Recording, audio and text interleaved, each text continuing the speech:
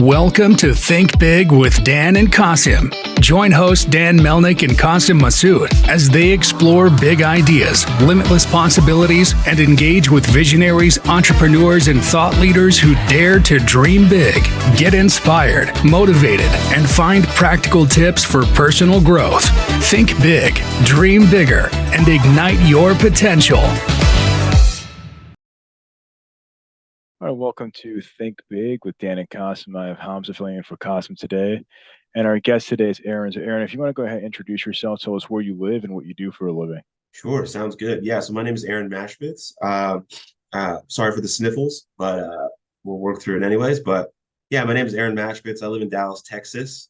And what I do for a living, well, I'm a podcaster. I coach in baseball and in mental skills. And I'm a public speaker, and I own and operate a mental health nonprofit called YouAreLoved. So that's the elevator pitch for what I do. Awesome. So how do you manage your time doing all these different things? That's an interesting question. I make a to-do list for sure. I work on what's most important and hardest first, and then work my way down from there. I try to plan ahead. I have a lot of stuff that's automated now that I've sort of been doing this work for a few years. But things like that help me manage my time. But I'm more worried about managing my energy more than I'm managing my time. Because if I have enough energy, then everything can get done. So if I'm eating right, moving well, sleeping well, things like that, then I feel like, working long hours or working harder or running all of these businesses by myself is much easier if I'm thinking about managing my energy more than managing my time. But I think it goes sort of both ways. They have a little bit of harmony between the two. When can I work on my most important, hardest task? How long will that take? What sort of time do I need to allocate to that? How much will that drain my energy? Is it something really important, big? Does it take a lot of energy out of me? What will I have the rest of the day? And sort of thinking about it in that context so I can get the things done that I need to get done. And then, making appropriate rest. I'm a little sick now, so I think my body's telling me that I probably should rest a little bit more than I do, but it is what it is, or at least that's what my fiance says. So Well, you mentioned that, many things are automated right now. So are you using artificial intelligence to automate these? Like, how do you automate these processes? most of that, yeah, social media stuff. So I batch all my content. Usually Monday mornings is when I sort of plan my content for the whole week, whether that be on all of these sites now have like stuff where you can schedule it. I use Canva, I use Typefully. Facebook has their business site. I use a little bit of Zapier. So just like, yeah, allowing that so I don't have to spend a lot of time on social media, one, very important, but being able to sort of batch my content throughout the whole week.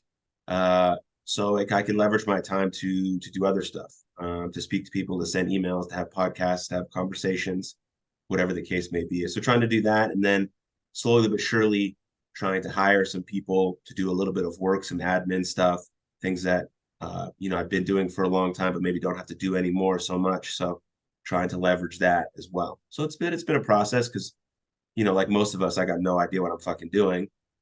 So flying by the seat of my pants, trying to figure it out, making mistakes, and falling down, trying to get back up and regroup and all of that stuff. And so it's a cool process because I didn't see myself in this position doing these things, maybe 5 years ago, 6 years ago. So it's pretty cool to see that evolution in myself and the things that I've learned. It's pretty cool. Like anyone listening could probably figure out anything really if they spend enough time doing it, right? We usually deliberate with like the choice of doing something more than actually just starting to do the thing.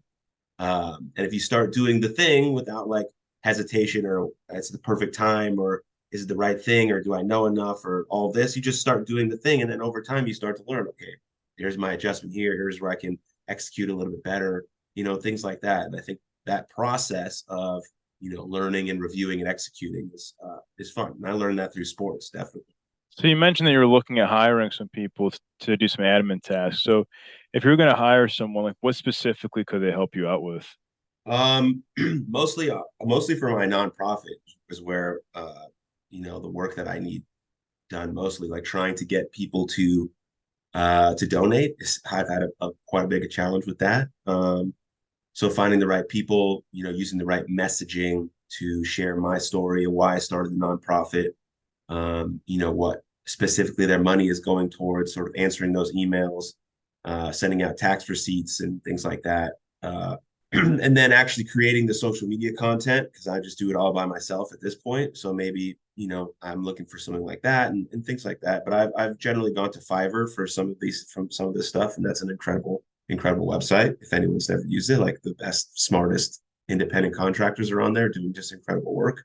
So that's where I found most of my employees, or people who just independently work for me. But yeah, a lot of that stuff, sort of back end material. I'd also like some people who maybe know a little bit more about websites and stuff and how I can create a better user experience on the websites that I do have and things like that. So just, general stuff like that. So, and what's the role of technology in your business? Yeah, it plays a role, obviously, right? Just like all of our businesses now. I mean, that's where we're headed. I have websites, I have social media. So it plays a role, right, in trying to figure that stuff out and trying to reach the largest audience that I can possibly reach, right? That's what technology is. But it's still, all businesses, I think, still come down to the personal relationship like this right here. Like, how can I speak to someone in a way where, my story or my energy or my vibe, resonates with them, so they're willing to check out the things that I've created, maybe on a website or a technology or a social media, or it sort of maybe works the other way around as well. I think is potentially true too. Like, they resonate with something that I'm creating on the internet, and now they want to have a conversation, or they want to be on the podcast, or want to ask me to be on their podcast, or things like that. So I think it plays a huge role. But I think now, with all of the technology getting so advanced and really, really smart people, way smarter than me, creating stuff that I can't even grasp, or handle as fast as it's being made. I think that if we can really tune in more to the personal relationships that we have with people, and that's how businesses are really run. And I think that's more important moving forward. If we can create those real, genuine connections as to why we're doing the thing we're doing based on that, I think that's important. And then have some emotional parameters that we put on around our technology use, like when do we shut down, when do we stop using it, how do we use it, why do we use it, does it make us feel good, does it make us feel like shit? If it's making us feel like shit, how can we alter our usage of it? How can we automate things? How can we make our social media less attractive for us so we're not scrolling all day? Why are we on social media? Is there a point? Is it benefiting us? Is there a net positive? Like, all of these things, because technology is not going away anytime soon. So we can't have that sort of naive approach to life, like, oh, it'll just go away soon. It's not going away. It's only getting faster. It's only getting better. It's only manipulating us a little bit more. So how can we start to, navigate it better, and then create personal connections based on what was supposed to be social connection based on social media?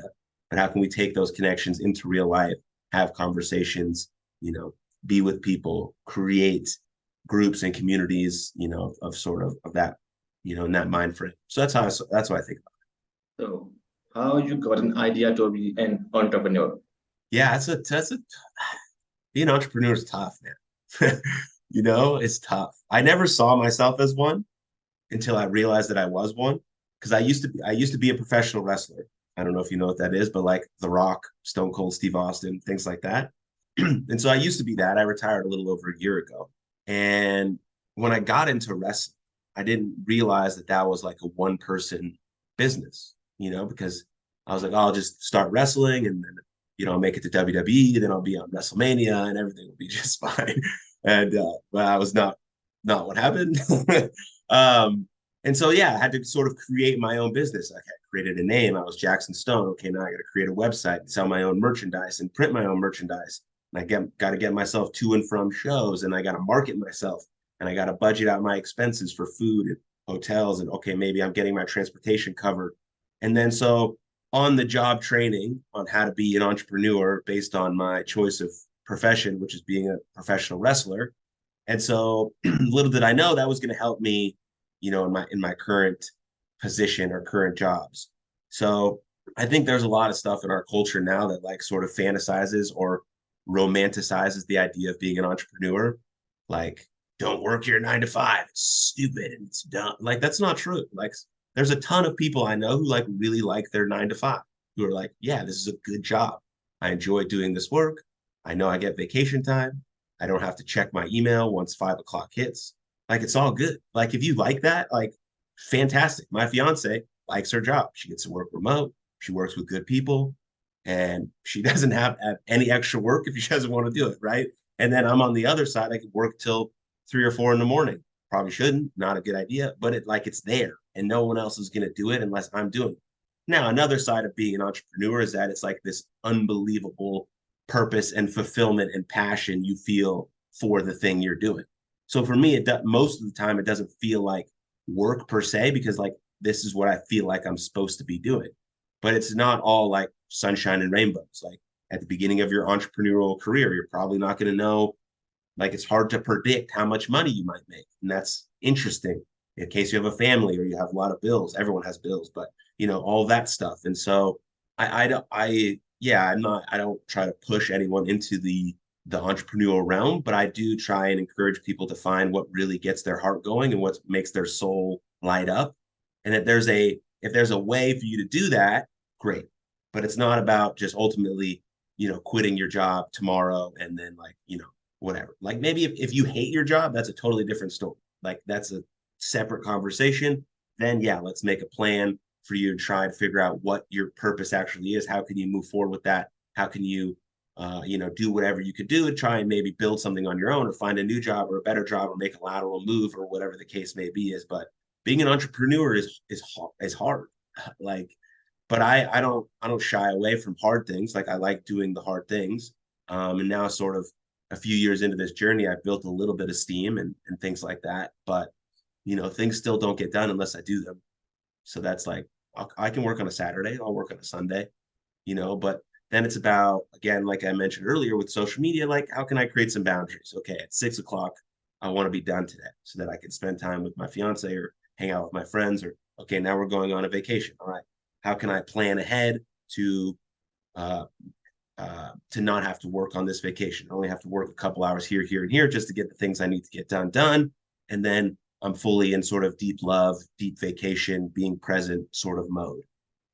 And so there's a lot of factors that go into that. And so, but one, if you have like this gut sort of visceral instinct that this one thing is your one thing, then you got to do something about it. You can't ignore that, because then, when you're laying down and you have taken your last few breaths, you're gonna be like, fuck, I should have done that thing. And you don't want that regret, right? There's the regret of not trying is much bigger than the regret of missing the shot itself.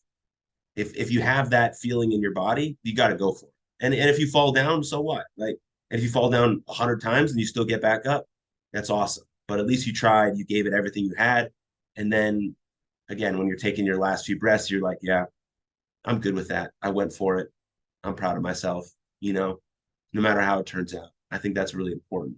But don't let the internet force you into being an entrepreneur when you actually enjoy the job that you have, the hours that you have. Like, don't let other people who don't know you in your life make you do something that you don't want to do, right? It's your decision. It's your life. You have to figure out what's best for you and your path, and then move in that space. So I think that's important when it comes to being an entrepreneur.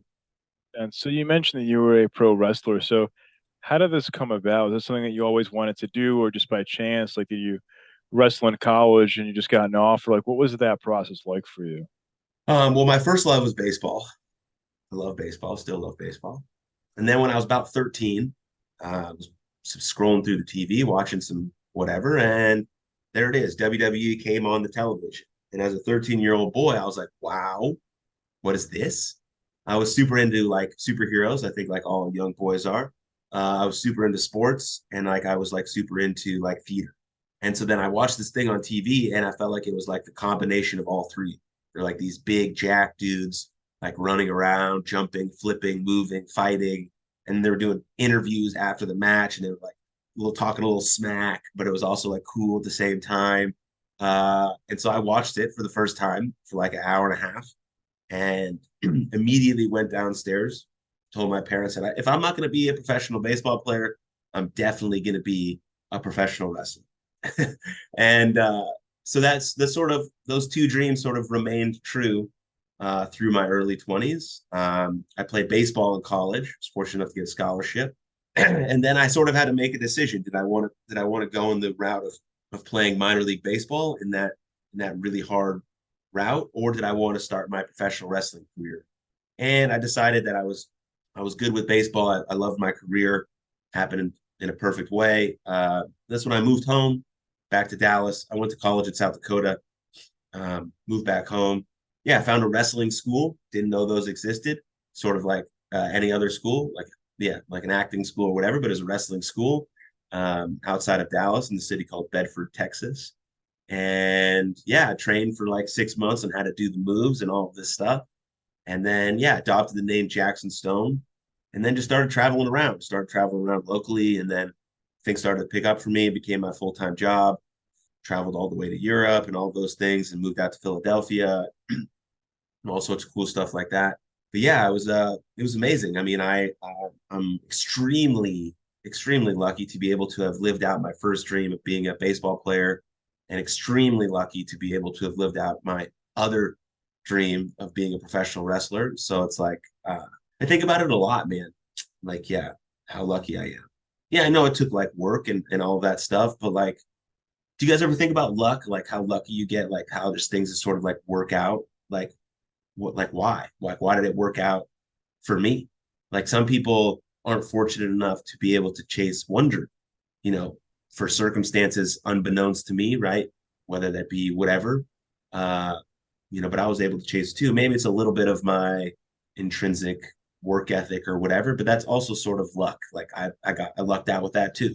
Like I don't know if you guys think about that, but I do. Yeah, Anyway, so definitely. yeah, Well, I'm just curious because, like, pro wrestling is not an easy thing.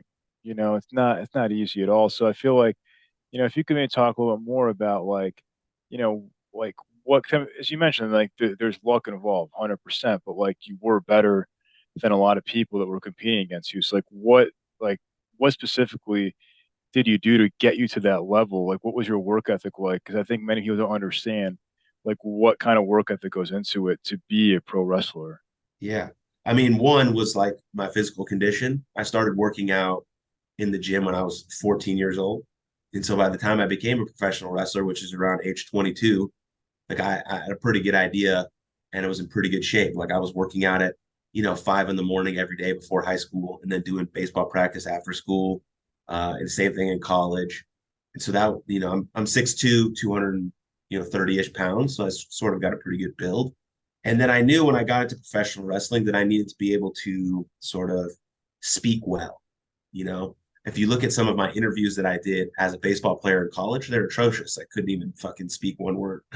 It's funny to look at them now that I like host a podcast and do a bunch of this stuff. So I knew I had to become better at that. I knew I had to be able to express my emotions, whether that be verbally or on my face. And so I did a bunch of improv classes at the Dallas Comedy House. I did a bunch of theater classes to try and figure out how to emote what I was feeling. Like in a match, you want to be able to take people on a roller coaster. Like inside of sort of whether it's like a 5 to 15 minute professional wrestling match, you're sort of constructing it like a 2 hour Marvel movie. If you can visualize that. So like at the beginning of every Marvel movie, it's like intense action. They're getting you drawn like this like sick fight scene. Pa, pa, pa, pa, pa, pa. Same thing with a pro wrestling match because you're drawing everyone in. And then there's sort of this point at the middle where sort of the bad guy takes over and he's sort of beating the good guys up, and you're kind of thinking to yourself like, oh, is the bad guy actually going to win? And you're like, damn, he's really kicking the shit out of my hero here. And then you have that, so people get drawn into the match or into the movie, and at the end you sort of have your climax where you have these final big moves and whatever, and then usually the good guy wins. So that's sort of how a professional wrestling match is constructed. And so I needed to be able to emote that, whether I was a good guy or a bad guy, that I was in charge, I was despicable, I was mean, or that I was hurt, or that I was like trying to claw my way back into the fight. And so being able to do that on the fly with improv, or being able to learn that in theater class. So I did those as sort of a prerequisite to joining professional wrestling. So I think I had a leg up in that. And then I just started working on, that stuff as I got into my professional wrestling career. And then I knew I needed a character. So I developed a character and I went full throttle, like 100% into that character It was 100% me. And so I think that stuff set me apart a little bit. And then, I created a website, started doing my own merchandise because I wanted full profit. I know that I would have to put in a little more work because they have like t-shirt sites where you could just put your t-shirt on and get a little bit of it. But I wanted to have like full reins over my production and the quality of the shirt and things like that. And so, yeah, I did a few of those things. And then I knew I immediately didn't want to sort of stay in this sort of Texas nucleus of professional wrestling, to sort of get stuck here because this state, Texas, is massive. And so if you don't leave here, you just get stuck in the professional wrestling scene. And so I knew I wanted to travel away. And so I got to Europe really early on in my career and expanded my fan base and my horizon and things like that. And so those are just a few things that I did like early in my career to sort of set me apart, to allow professional wrestling to be my full-time job. Not at the beginning. At the beginning, I was like, sleeping in my car and barely making it to shows and things like that, trying to make it work. That's what you do when you just, you feel love for something. But yeah, that's just I think those few things. I haven't thought about that in a while. So thanks for asking me. So, Aaron, have you ever got nervous performing in front of a large crowd as a wrestler? Yeah, man. Yeah, I think nerves are good. It just depends on what you do with them that like are going to dictate your performance, right? If my nerves are saying like I feel nervous, okay, just means that something I'm about to do something important, right? And then on the back end of those nerves, I'm like, oh shit, fuck, I suck. This is gonna go terrible. Yeah, then your nerves are gonna hinder your performance. But if you feel those nerves as you're preparing, you're like, okay, I feel them, and you just say to yourself, I'm excited. Like obviously, I'm excited. I'm about to go wrestle in front of 1,000 people in the middle of Germany. Wow, that's awesome. Like not catastrophizing, thinking about worst case scenario, but saying I'm just excited to enter this arena and put on this performance. And so nerves should always be like always. Like if you don't feel nervous, you're probably not doing something that you care about, or you've numbed yourself out so much that you just don't feel regular human emotions anymore. And both of those things are not good. So you want to feel nervous, butterflies in your stomach. Maybe you're going on a first date, or you're about to do a speaking engagement, you're about to go on a podcast, or you're about to just walk into a room where you don't know anyone, but you're trying to meet new people, right? Yeah, you feel nervous. Like this thing is important to you. You're about to walk into something that means something. And so what you say to yourself in that moment is extremely important, right? You can say, I'm excited. I'm excited. Bring it on. Bring it on. I'm excited. Because we get into nerves when we feel anxious about something. Those are high arousal states. And so what most people think is they want to take these high arousal states and go into low arousal. That's not really possible, like in that instant, right? Of course, you can get to low arousal with some deep breathing and mindfulness practices, but you want to stay in high arousal when you're doing these things that's important. So you can frame it in okay, this high arousal is like debilitating, but how can I reframe it into high arousal that is going to make me perform better or at my best and use all of the energy I have? And simply how you talk to yourself in that moment, I think is the most important thing. Like I tell that to all my young athletes all the time, right? They're about to hit in the last inning of the game, down one run with a winning run on second base. Yeah, you're definitely nervous. What if you strike out? What if you strike out and the team loses the game? That's a possibility, right? But you have to be willing to strike out in the same batter's box that you're going to hit the game-winning home run. Those two things, they have to exist, right? It's the same thing as like saying, you can't have love without risking heartbreak, right? You have to go for it.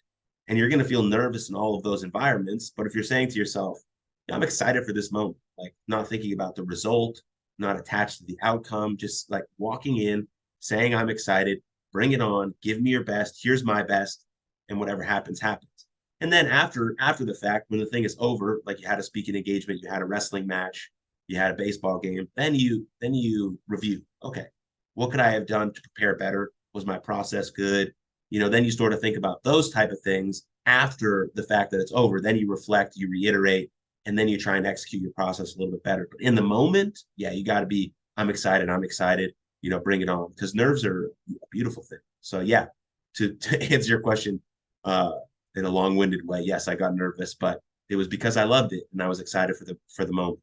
Yeah, for sure. I feel like in sports in general, it's a very common thing, and people are getting nervous. I mean, it's just to your point. You step up to the batter's box with 2 outs in the ninth inning. It's just a very common thing where people are getting nervous. So, Just to wrap, do you mind sharing, like, if somebody wanted to reach out to you watching this, what's the best way to get in contact with you or to find your company?